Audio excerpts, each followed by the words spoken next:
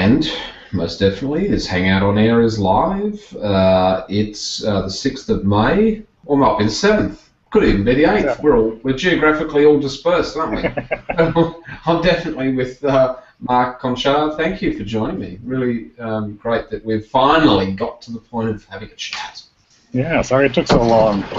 Look, we're all busy and there's a lot happening. A lot happening. Okay. Marc, just a couple of days ago, Stop the Cyborgs issued an open letter recently to all glass explorers, not just to one specific, but everyone, all of them, from now and forever. It's been published via the University of Canberra Inspire Centre website and also their own site, I noticed.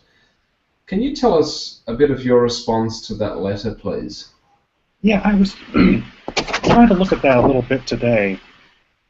I only had a couple thoughts on that. The first is that I actually prefer that they don't so readily put glass in the same class of devices as the narrative clip and the light logger. Because I think at some point in time, if Google ever does a better job of educating the public on how glass works and what it looks like if you're taking a picture or recording, I think a person would know if you were doing something with glass, you know, recording them or taking that picture, whereas you wouldn't with the other two devices. Okay, so discernibly different indicators on the device itself, or something to do with sound alerts, or what would it be? Oh no, I'm actually just referring to the built-in fact that the prism lights up. Oh, yes. Okay. All right. So it's a very visible shift. Yeah.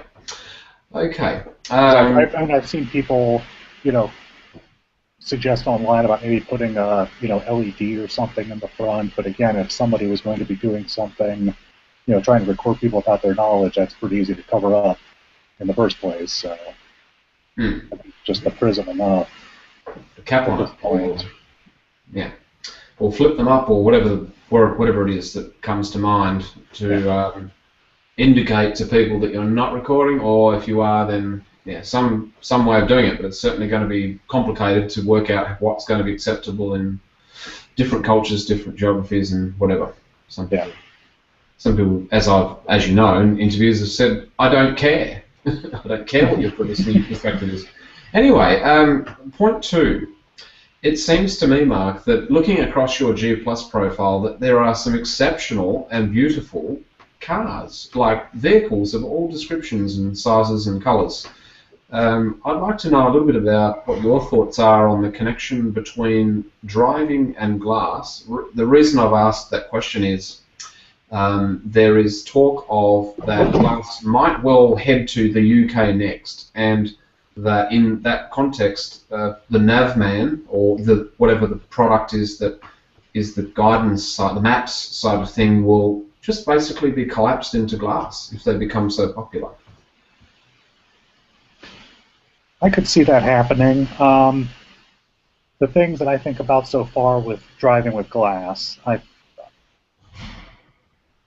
find it to be much safer than looking at a nav screen. I have a nav screen in my car, and plus I use my Android phone on a dock sometimes.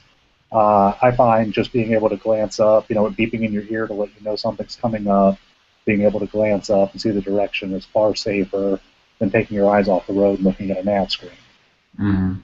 The downside, of course, is that I find the Google Maps navigation on an Android phone far superior in use to the navigation on Google Glass. So that's kind of a catch-22 of the situation.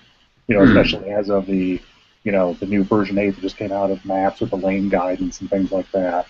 I guess I would find using the Android phone far more useful if I was going somewhere I didn't know where I was going, but having it, right there in front of your, or I shouldn't say in front of your eyes, right up above your right eye in glass is far more convenient and safe. It's not likely that the ability to use that mapping is going to regress in its acuity. It's going to only get better, do you think? Oh, definitely. Oh, I assume Yeah, especially maybe when Glass finally becomes publicly available, I imagine they'll, just like Android, the stuff they do for Android and iPhone, I imagine they'll start putting a lot more development into these native apps. Mm-hmm. Okay, so your techno-lust. And Um, oh, I was also going to say, yeah, real quick, I'm yeah. sorry. You go Um, ahead. yeah, still back to question number two. Mm. Um, I also like, I don't remember who made it, I'm sorry, but I don't use it, but that app Drive Safe that you can load onto Glass that helps detect if it thinks you're falling asleep because your head's starting to, Yeah. go down and starts beeping in your ear. I think that's great. Mm-hmm. Um, Also wanted to bring up another thing I like that I thought was safe about using the nav on the Google Glass is how anything you happen to look up when you're at home automatically shows up on your timeline on Glass when you get in the car. Right. I think that's a great feature. So instead of me hopping in the car and realize, oh, that's right, I never started nav to get there. I don't have to try and look it up somewhere. I can just tap, swipe once, two taps, and I'm off. Mm-hmm. Yeah, well, I mean, they seem very sensible things to be able to outfit the device with. In that regard, I see it as a very positive use case. In terms of your techno lust, as you openly declare, where does it end? Will implantable technology, which is currently being touted as the next gen of technopoly, would that be the ultimate destination for you? I mean, where does it stop? When do you get that sort of irky? That technology is going too far. I'm probably on the more weird side of that, but I really can't see a time that would cause me to not want to continue with the road we're going down with technology. Right. Okay. So that interests me in terms of a million different things. As I've openly declared many times to people that I'm very interested in wearable technology and bearable technology, and as my supervisor would and we're not dealing with my PhD side, but in terms of ubervalence or the chipification of humans, it's part of the trajectory of technology that some people think we're on, and it's interesting to hear you say that. Just wondering how important those Glass Explorer community people really are for you. Do you really see them as the Glass family? Uh, I would say yes, at least moderately important, if not very important. Um, Mm-hmm. it is. I had a couple notes on that because that was a little more difficult question for me actually.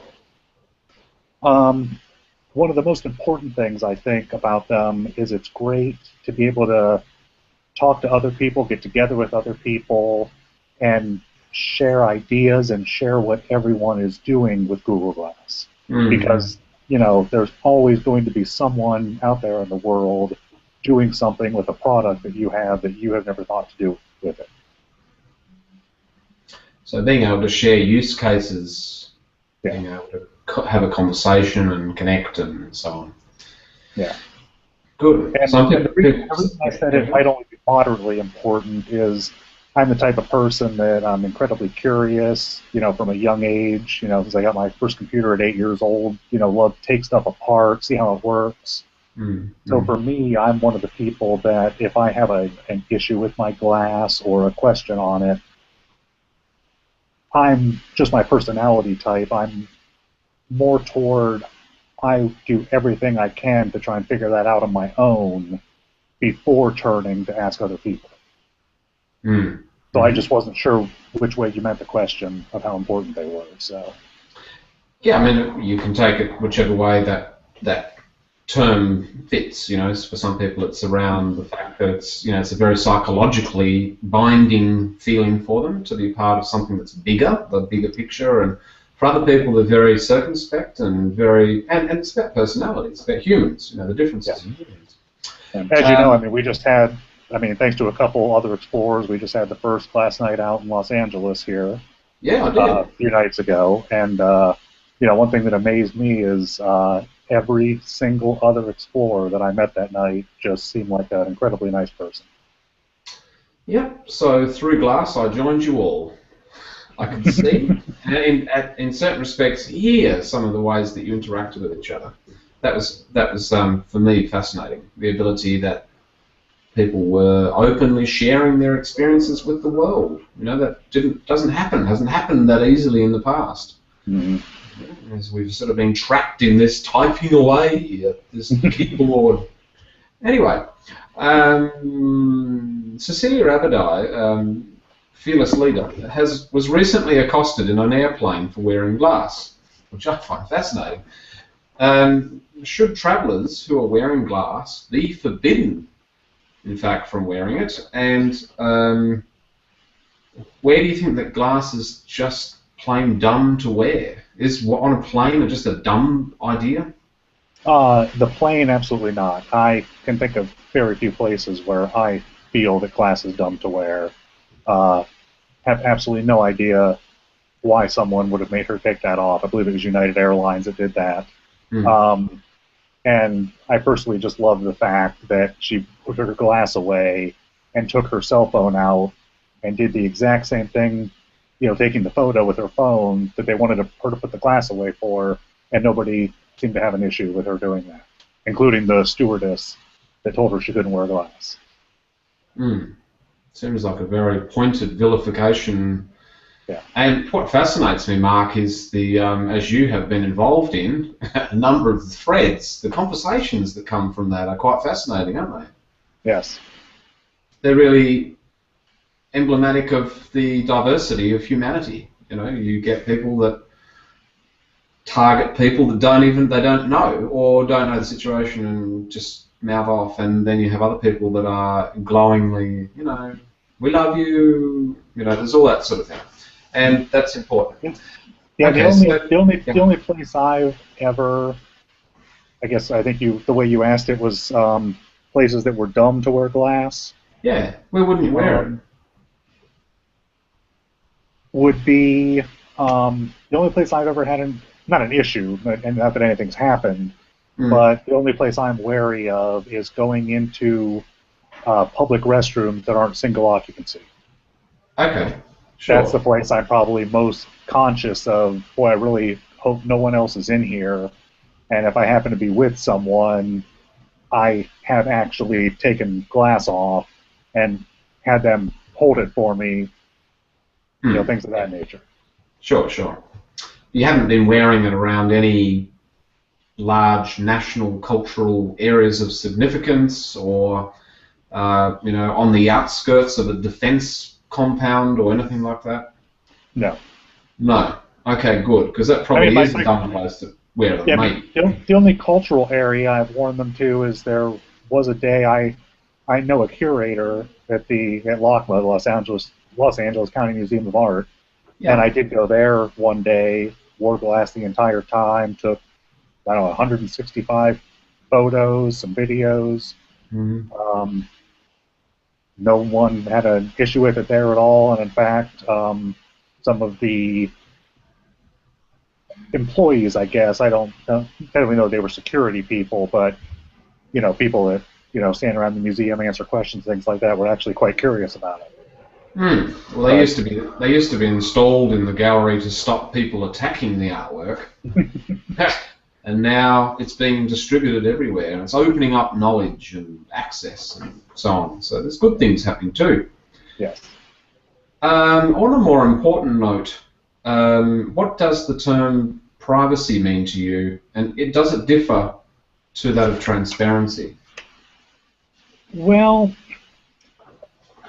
I think individuals should definitely have some expectation of privacy in certain respects. I mean, obviously, in your own home, things of that nature, online. That's why every major web browser, has incognito mode. You can, tell what, certain options on to tell websites not to track you, things like that. Mm-hmm. And then on the transparency side, I think that for the most part, corporations and governments should be transparent, again, for the most part, but I don't think people should be forced to be transparent. Yes. Yeah, not forced to be transparent. I had it said yesterday, a colleague of mine said, hey, Sergey, just go live with your feed all the time. It's okay. Just let us know where you are. Wow, you know, if you got nothing to hide, let it out. You know, like, where are you? Hey! You know, so, look, it has to work in all ways, I believe, in certain ways for everyone, but in certain ways we also have to listen, as you just said there. Privacy is specific and not bound to infringe on somebody. We don't need to be told that. But that, you know, like, everyone has their own perspective on that. That's why I'm interested to know from you. Yeah, okay, just, so, I guess I've never been one of those people that's been quite as worried about privacy as some others I hear about. I mean, you know, obviously I would not care for the government to have a camera installed in my bathroom, you know, but, you know, I guess if you're not doing anything wrong, I'm just one of those people that thinks it's not that large of an issue. yeah. Yeah. I've also heard, can you imagine if, you know, for the last 10 years, if every single site that you'd ever visited, especially those sites at 10 p.m. at night, were just made public for everyone, that possibly we would lock up 60% of the male population. I've heard that said. And they said, what have you got to hide? If it's all, you know, if transparency is part of the core, you've got nothing to hide and it's for your better good, then, you know, that's the kind of, there's the catalyst and litmus around that statement. Where do you think we're all... Is there something wrong with me then that my 10 p.m. browsing sessions include tech sites? Oh, no. Oh, absolutely not. Oh, no. Oh, no. Provided that's fine for you. Like, yeah. See, I mean, there we are, you know, like, and that's what it's all about. It's a perception as to what is acceptable and not acceptable. And that's a communal, societal, national, sovereign, you know, global context as well. It all has different contexts in time. Anyway, where we're heading is that Google just announced Google Classrooms. And I think this is the third foray that Google's had into trying to capture some of the learning management system market, which is just really the simplicity of engaging with learners in a networked learning approach. What's your thoughts on that? I think it's great. I think those kind of initiatives, I think this world needs more of those. Mm-hmm. Move as many of the things online as possible with, you know, that kind of stuff. I totally agree with what they were saying about, you know, with, you know, teachers still handing out physical pieces of paper and having to take those back, you know, grade them, those kind of things. You know, it causes extra time to be spent on things like that. And that's anything that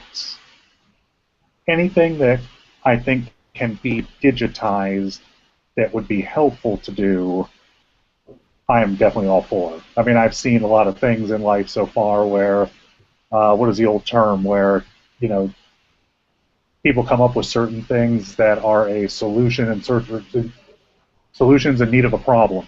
You know, I mean, there are, you know, even as an IT person and, you know, technology lover, there are actually times that, you know, I prefer the analog way to go. But things like learning and what Google announced yesterday, you know, one of the things that's always bothered me with, you know, this kind of thing is like, you know, it's always bugged me like, you know, when you go to a new doctor or something, no matter what it's for, they hand you this stack of paperwork to fill out, and it's like, these are the exact same questions I filled out at every single doctor's office I've ever been to. Why can I not just fill these out once, have them stored in the cloud, you know, for a medical provider, and then any place I go that needs that information, I can somehow securely authorize it. And that kind of seems like what Google is doing for the classroom stuff, you know, just bringing the students and teachers together, getting rid of the paper, the redundancy, the extra steps, everything like that. And I'll tell you what, it's certainly having a big effect on educators who also think that, oh, you know, well, next year I repeat the same things, we go through the same things, because the kids foundationally need to know and have skills that are repeatable this way, so I create resources and I reuse the resources. And actually, a few years ago, 2 years, 3 years ago, something like that, I actually had a friend that was a professor at a college. And kind of the same thing. I actually helped her, you know, set up a class website and Blogger. You know, she would post all the assignments, syllabus, everything to that website. She would, you know, some of the exams that she was able to do, you know, certain assignments, Google Docs, that kind of thing, saved her so much time. And is she still your friend? Yes. Oh, good. That's good. As long as it didn't get her fired, because some people have done much the same thing and, you know, been open. I was talking to Kim Cafino this morning, so that's what brought that to mind. The Australian Law Reform Commission here is currently seeking for glass to be limited, or in fact, in some cases, just banned outright. As is the circumstances as Google faces the US Senate in certain respects with this as well. What are your thoughts on, you know, Mark, this sort of idea of banning via policy and law? Is it going to work? I hope not. I can't say that it won't work because I'm, you know, assume if a government decides they're going to ban something, I don't think a company like Google could just say, yeah, we're going to sell it anyway. But I certainly hope not. I think it's crazy to just outright ban the technology, especially considering most of the people that make the decisions possibly have never even tried them or only have limited experience trying them. Yeah. Well, speaking of that limited experience, you know, in a few short months, it's likely that glass already is having an impact across the Australasian region. What do you think the immediate use cases are going to be for glass? That's actually one of the questions you would ask me. I wasn't really 100% sure how to answer because I don't know how it would be any different than what the impact is in the U.S. That was the point of the question, was to see whether there is any comparative difference geographically, culturally. In some ways, you know, cyborg anthropology would suggest that people do different things in different parts of the world, that the hybrid mind brings those together. So there won't be any real difference, you don't think? I don't think so. Okay, so there's a billion use cases emerging as it is, so anyway, we're going to have more. That's good. Yeah. So... And it would be different, again, if, you know, we didn't have the internet and, oh, yeah. you know, somebody came out with glass in, you know, 1900 and, you know, took some to Australia and, you know, that kind of thing. But, I mean, considering I'm sure, you know, everyone in Australia, when glass becomes available there, they will probably have watched so many videos, followed Google Glass on Google Plus and everything like that by that point. When I say impact, do you think that we're going to have the glass hole attacks? Are we going to have vilification of people being separated because they're wearing glass? Those sort of deeper sociological impacts, do you think they're going to be the same? No, I think as time goes on, I imagine those would lessen greatly. So education and exposure. I mean, that happens with everything. I mean, you know, you read the articles about, you know, you can take, I'm sure you've read the articles too about, you know, you can take any of these old, you know, freak out type of articles about the, you know, the Walkman, the cell phone, the camera phone, and just replace whatever word it is with glass. Same thing. I'm sure as the price comes down, year after year, more and more people have them, you know, all that kind of stuff, I think will just fade away like it has for every other cutting-edge tech product. Okay, so that's glass is predominantly centred in one geographical cultural region at the moment. And I've had it said to me that if you're ever to enter this premise with wearing glass or similar lifelocking cameras or whatever, you're not welcome not only in my home, you're not welcome in my country. That's how adamant some people were around for their thoughts personally to that. But what do you think the impact's going to be of this, of digital glass on the broader community, humanity, over time? Hang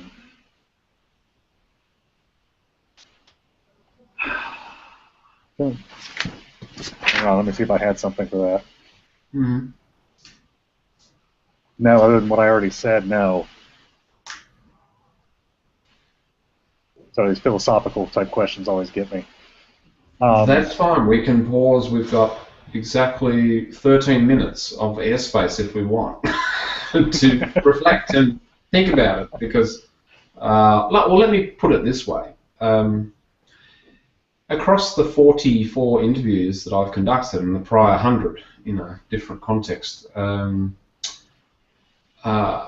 depending on the ethnicity, the professional profile of the individual, perhaps even their demographic or so on, that they perceive things very differently. As in, I've interviewed even teenagers that have said, I don't even know why you're asking the question, because it's obviously going to have an impact and we don't really care about privacy and we just want to get on with it. And then we have other people who are completely of a different set, it doesn't matter demographically or not, that said it's quite likely to reshape laws, it's going to reshape the way that we interact with each other, it's going to change the way that we are able to share knowledge and connect and open up things. So there are lots of differences, but where does it sit for you?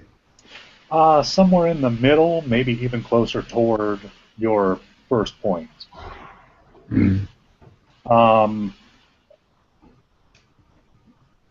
Other than I can see, certain laws, whether I think they're wrong or not, it wouldn't surprise me to have states or countries maybe, again, because they don't understand the technology very well, trying to enact bans and things like that, and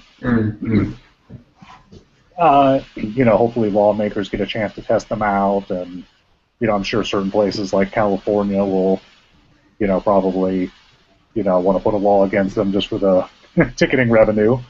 But other than the laws and things like that, I kind of more agree with actually the younger people that it sounds like you've talked to. That, I mean, again, just going back to the fact that every single new tech product that comes out, you just have this little uptick of, people freaking out about it, and then it just levels off and goes away like it was never there. Diffusion of innovations and others. Mark, it's been a pleasure talking to you today. Thank you for having a chat with me about those specific questions, and some that were not immediate with answers, and that's good. It's good. That's what we don't have answers for all of it. I'm looking forward to our continued conversation online, because we seem to intersect comment trails everywhere, which is nice. Yeah. And one day, perhaps when you've got your Navman collapsed into your glass entirely, we can go for a drive together and enjoy a wine or something like that. So thank you very much for your time, and I will be going straight away from this interview to my son's presentation at his school. So thank you very much, Mark. All right, thank you, and enjoy your son's presentation. I will do. Thank you. I enjoyed yours. Bye for now. Bye. Bye.